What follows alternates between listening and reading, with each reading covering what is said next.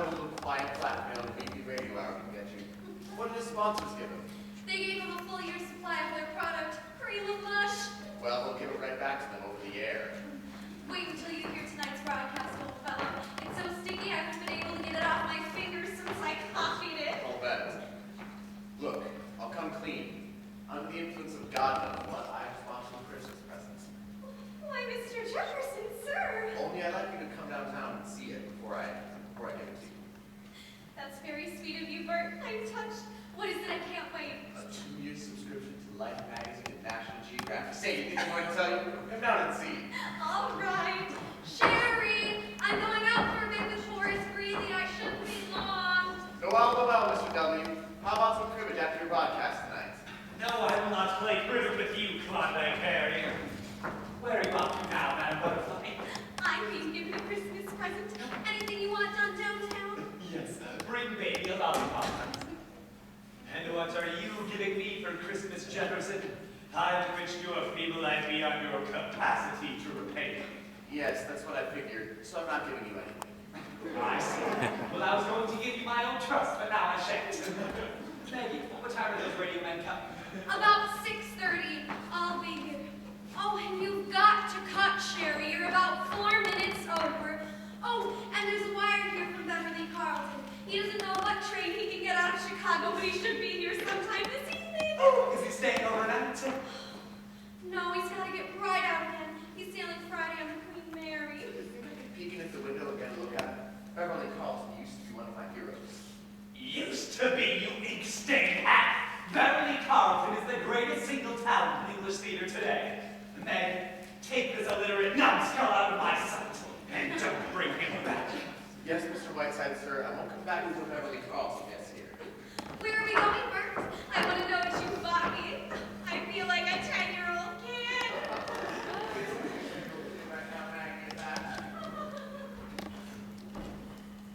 Hello? Operator? Yes, I'd like to talk to the Mansion House, please. Now I don't know the number. Hello? Mansion House? Tell me, has a Miss Lorraine Sheldon arrived yet? Yes, Miss Lorraine Sheldon from New York. She hasn't, eh?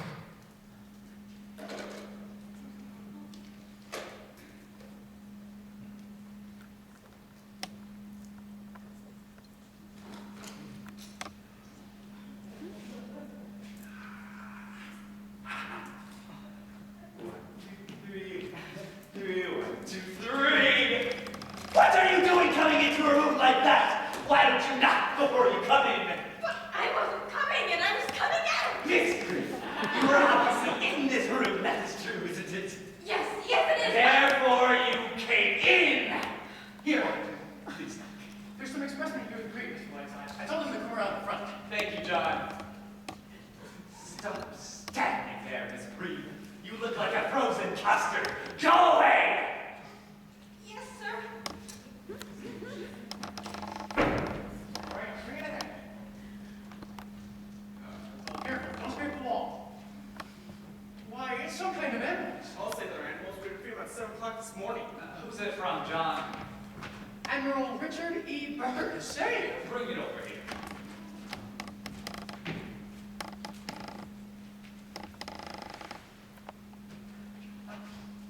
What? The penguins! 2, 3, 4 of them. Hello, my pretties. Directions for feeding are right on top. 2 of those last ones. To be fed only whale blubber, eel, and cracked lobster. They're fed Coca-Cola this morning and liked it. No, they make the most entrancing companions, John. I want these put right in the library with me right away. Yes, sir. Better tell Sarah to get a couple dozen of lobsters. Yes, sir. I don't suppose there's any whale blubber in this town. Good evening. Oh, yes, there is. Merry Christmas. Merry Christmas. You don't happen to know what eels are in season, do you? How's that? Never mind. How does that look to ask you? I opened those 2 slots, little Mr. Whiteside. They seem so crowded. Thank you, John. Mr. Whiteside, I'm sorry what happened to come now, Doctor. I was in the middle of my yogi exercises.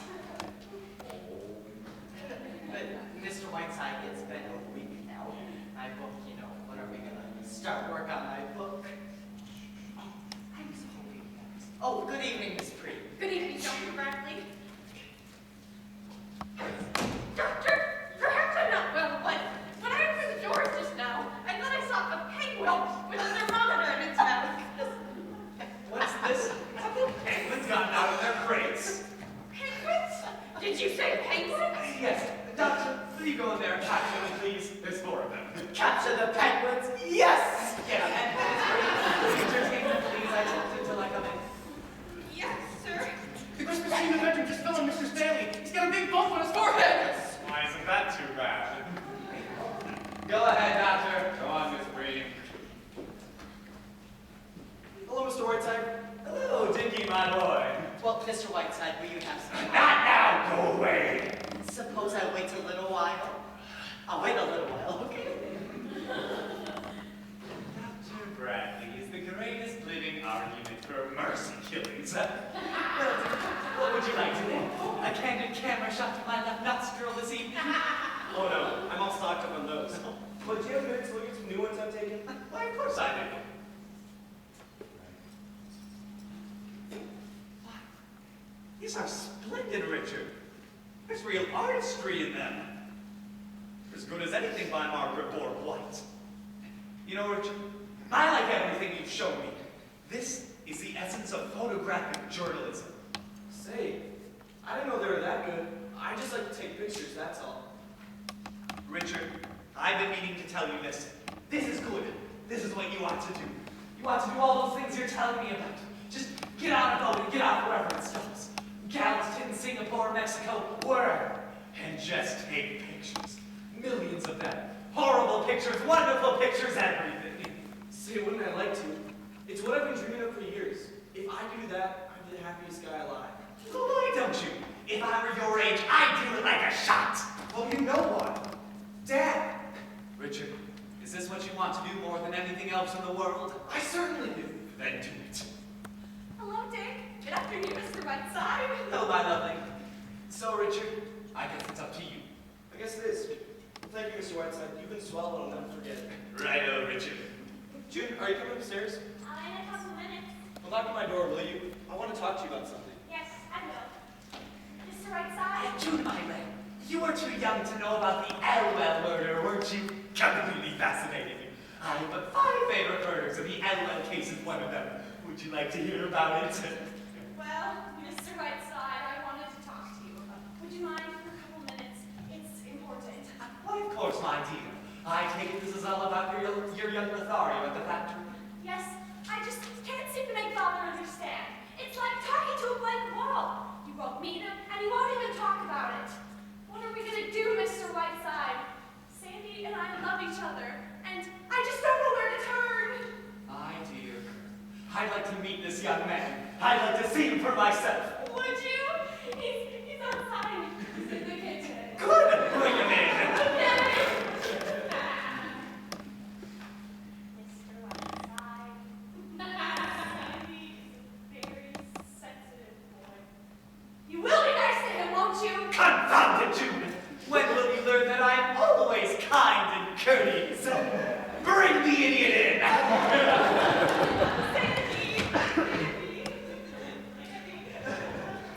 How do you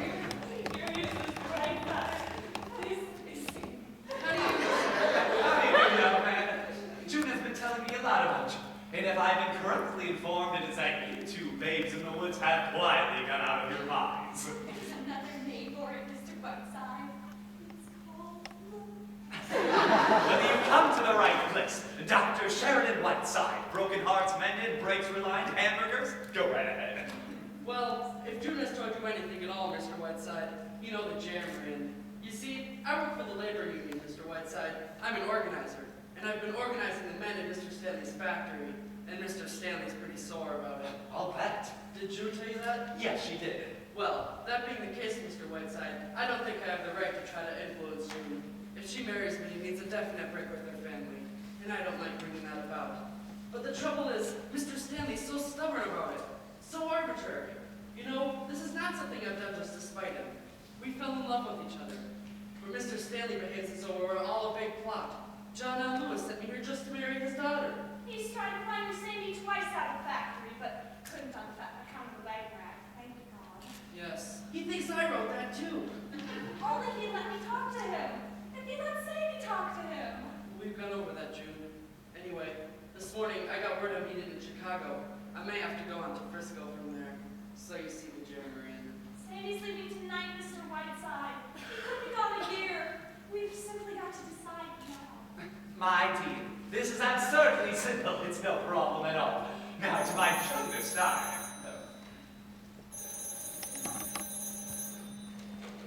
Hello? It's a long distance call. Will you excuse me?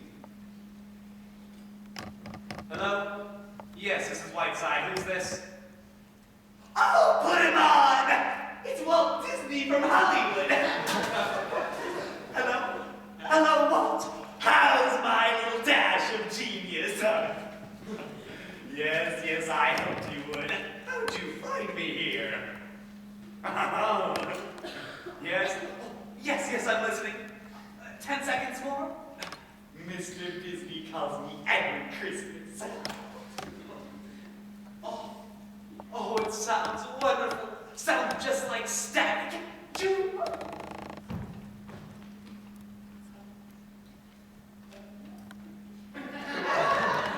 Thank you, old man, and a very Merry Christmas. Tell me, what news is there in Hollywood? Who's in Lana Turner's sweaters these days? I see. Anyway, goodbye, old man. Hey, don't worry about Fantasia. It's not your fault. Beethoven hasn't written a hit in years. Goodbye. Do you want to know what that was you just listened to? The voice of Donald Duck. Really? Mr. Disney calls me every Christmas so that I can hear it. 2 years ago, I was on the bottom of the ocean with William Beebe. But he got me. Anyways, yes, Jude, your young man. I like your young man. Oh. I have an unerring instinct about people, and I've never been wrong. And my instinct is that you two will be very happy together. No matter what his beliefs are, he's entitled to them, and you shouldn't let anything stand in your way. As I see it, it's perfectly all right. Stripped of its externals, what does it come down to? Your father. The possibility of making him unhappy, is that right? Yes, very unhappy. Besides that, suppose your parents are unhappy. It's good for them. Develops their characters. Now listen to me. I left my home at the age of 4 and haven't been back since. My parents hear me on the radio, and that's good enough for them. Then your advice is to go ahead, Mr. Whiteside? It is. Marry him tonight, Judy. You mean that, Mr. Whiteside? No, I mean Mary Hamilton Fish. If I didn't mean it, I wouldn't say it. What do you want me to do, say it all over again? My opinion is you're not worthy of this young man.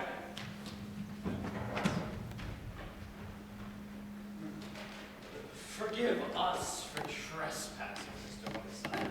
Not at all. It's Christmas, you know. Merry Christmas, Merry Christmas. Yes, Merry Christmas. Would you like to come with us, June? We're taking some presents over to the Dexters.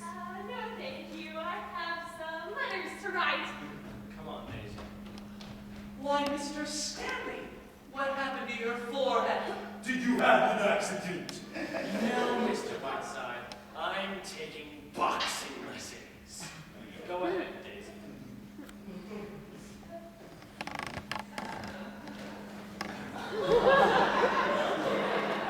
Dear Mr. Whiteside, I've been trying all day to see you, to give you this. This is very thoughtful of you, Miss Stanley. It's only a trifle, but I wanted you to have it. Picture me as I used to be, taken on another Christmas Eve many years ago. Don't open it until it struck midnight, will you? Merry Christmas, dear Mr. Whiteside. Merry Christmas. Merry Christmas, Miss Stanley. And thank you. This is the staff. We'll let you know Miss Shelton.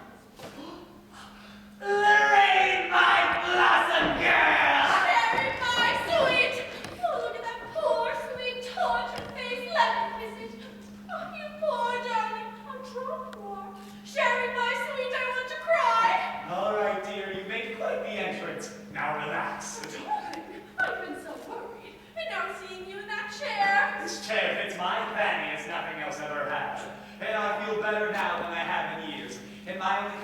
the news of the outside world. So take that skunk off here and tell me everything. How are you, my lovely? Darling, I'm so relieved. You look perfectly wonderful. I never saw you look better. My dear, do I look a wreck? I just dashed to New York. Didn't you think about Christmas? Had a Carnegie, had my hair done, and got right on the train. And of course, the Normandy coming back before that was simply hectic. Funny though, but too exhausting.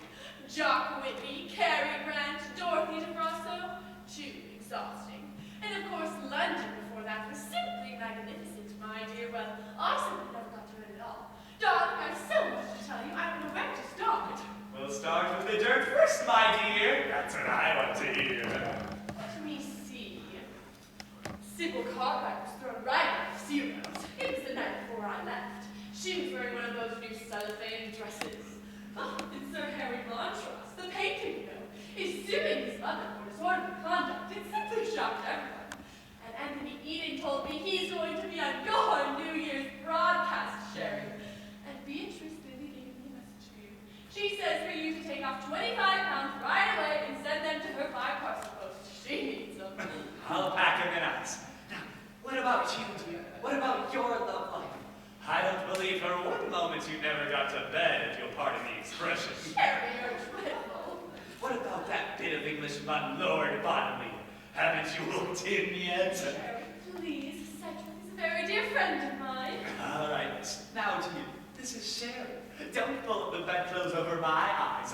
I don't believe for one moment that you wouldn't like to be Lady Bottomley with 100,000 pounds a year and 12 castles. But tell me, has he fixed those teeth of his yet? Every time I order Roquefort cheese, I think of those teeth. Cedric may not be brilliant, but he's a rather sweet poor man. And he's very fond of me. And he does represent an English kind of way of living that I like. Surrey, London for the season, shooting box in Scotland, that lovely old castle in Wales. You were there once, Sherry, you know what I mean. I do indeed. Oh, really, Sherry? Why not? If I can marry Cedric, I don't see why I shouldn't. Shall I tell you something, Sherry? I think it was something he said just before I sailed that he's finally coming around to it. It was indefinite, mind you, but don't be surprised if I am Lady Bottomley before very long. Lady Bottomley! I won't Kansas City be surprised. However, I shall be the flower girl and give the groom an iron toothpick as a wedding present. Dear, tell me more of your skellduggery. Well, Mr. Whiteside. Not now, go away! He's fixing the plumbing. Now, dear, tell me some news. Sherry, what about this play? After all, I've come all the way from New York, even on the sea. I've been so excited ever since your phone call. Where is it? When can I read it? All right. Well, this young author, his name is Bert Jefferson, has given me the play with the understanding that I'd send it to Kit Cornell. It's a magnificent part, and God knows I feel disloyal to Kit. Sherry. Anyhow, there you are. Now, I've done this much, and the rest is up to you. Now, he's young and attractive, and just how you'll go about persuading him, I'm sure you know more than I. Darling, how can I ever thank you? By the way, does he know I'm coming? Mr. Jefferson, I mean. No, you're just visiting me, and that's that. Get him to take you to dinner or work around that play. Good God, I don't have to tell you how to do these things. How else did you get those other parts? Sherry. Well, I'll go back to the hotel and get you something more attractive. I just dumped my bags and rushed right over here. Darling, you're wonderful.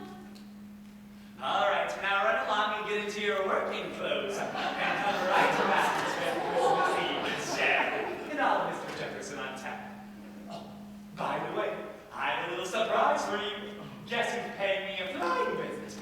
None other than your old friend and co-star Beverly Carlton. Really? Beverly?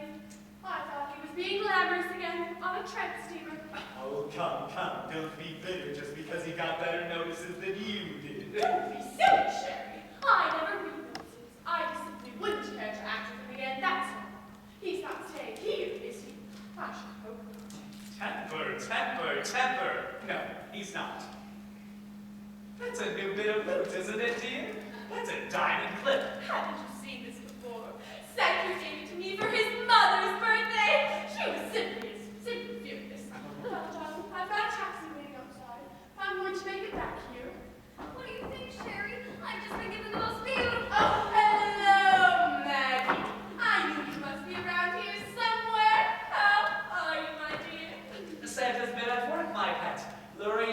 dropped in out of the blue to surprise us.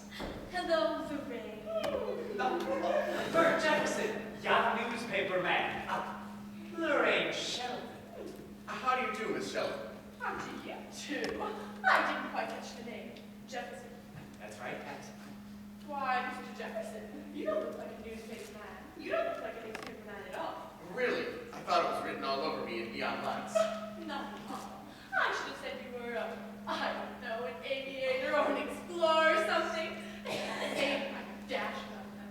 I'm simply enchanted with your town, Mr. Jefferson. It gives one such a warm, gracious feeling. Tell me, have you lived here all your life? Practically. Come, Lorraine. If you want to hear his life story, kindly do so on your own time. Maggie and I have work to do. Get out of here, Jefferson. On your way, Blossom. On your way. He's the world's rudest man, isn't he? Can I drop you, Mr. Jefferson? I'm going back to the mansion house, I think it's called. Thank you, but I've got my car. Suppose I drop you. That'd be lovely. We'll send the taxi off. See you in a little while, Sherry. Bye, Maggie. Goodbye, Maggie. I've invited back for dinner, am I not? Of course.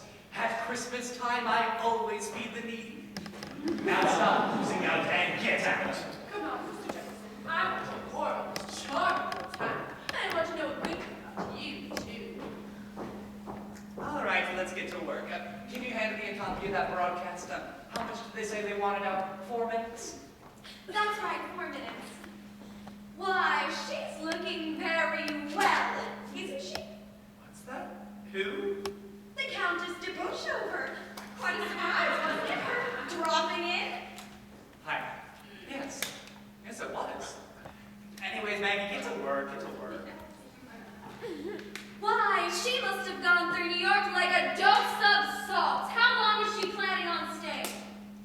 What? I don't know. A few days. After this joyous time of June in the hearts of men. I can't cut that. Isn't it curious? There she was, snug as a bug on somebody's bed on the Normandy. Here, Yuletide season pass. Now, Sherry, dear, we will talk a bit. Now come, just because Lorraine happens to come out and spend Christmas with me doesn't mean that, I have a hunch that's Beverly. Enter the door, will you? Run!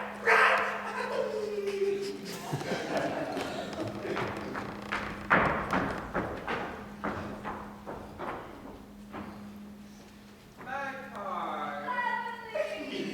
A large, moist, incestuous kiss for my magpie. Come in here, you Piccadilly pet pusher, and gaze upon a soul in agony. Don't tell me who you are, Sherry dear. I'm on one of the tiresome details. I have only a few minutes, so the conversation will be entirely about me, and I shall love it. Shall I tell you how I glittered through the South Seas like a silver scimitar, or I frolicked through Zambesia, making love to the Major General's daughter and finishing a 3-act play at the same time? Magpie dear, you are the moonflower of my middle age, and I love you very much. Say something tender to me. Beverly, darling. That's my girl. Now, Sherry dear, without going into mountainous waves of self-pity, how are you? I'm fine, you presumptuous cockney. Now, how was the trip? Wonderful. Fabulous. I did a fantastic amount of work. By the way, did I catch a glimpse of that little boudoir butterfly, La Sheldon, in the motor cars I came up the driveway? You did indeed. She's paying us a Christmas visit. Dear girl. They do say she set fire to her mother, but I don't believe that. Sherry, my evil one, not only have I written the finest comedy since Moliere, but also the best review since my last one, and an operetta that frightens me is so good. I shall play it for 8 weeks in London and 6 in New York. That's all. No matinees. Then I'm off to the Grecian Islands. Magpie dear, why don't you come along? Why don't you desert this cannonball of fluff and come with me? Beverly, darling, be careful. You're catching me at a good moment. Beverly, how was the Hollywood? How long were you there? Oh, 3 unbelievable days. I saw everyone from Adrian to Zanuck. They came, poor dears, as to a shrine. I was insufferably charming and ruthlessly firm, refusing $7 million for 2 minutes' work. What about Banjo? Did you see my Banjo? I did. He gave a dinner for me. I arrived in white-time tails to be met at the door by 2 wig smugglers, who quietly proceeded to take my trousers off. I was then ushered in my lemon silk drawers into a room full of Norma Shearer, Claudette Colbert, and Aldous Huxley, among others. Dear, sweet, incomparable Banjo. I'll never forget that summer in Time Tea when Banjo put a microphone in Lorraine's mattress and then proceeded to play it the next day at lunch. Lorraine left on tea by the next boat. I wish Banjo were here now. What's the matter, Magpie? Is Lorraine being her own sweet, sick-making self? You wouldn't take her to the Grecian islands with you, would you, Beverly, just for me? Now, Maggie, Lorraine is a charming and gracious person who has gallantly given up her own Christmas to spend it with me. Oh, I knew I had a bit of dirt for us all to nibble on. Mr. Whiteside. Now, go away! Have you kidnapped someone, Sherry? Yes, that was Charlie Ross. Now, is this something juicy? Juicy as a pomegranate. It is the latest report from London on the winter maneuvers of Miss Lorraine Shelley against the left flank, in fact, all flanks, of Lord Cedric Bottomley. Listen. Lorraine has just left us in a cloud of Chanel No. 5.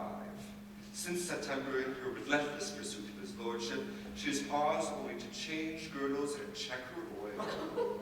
She has chased him panting from castle to castle, till he finally took refuge for several weekends in the gentleman's lavatory of the House of Lords. Practically no one is betting on the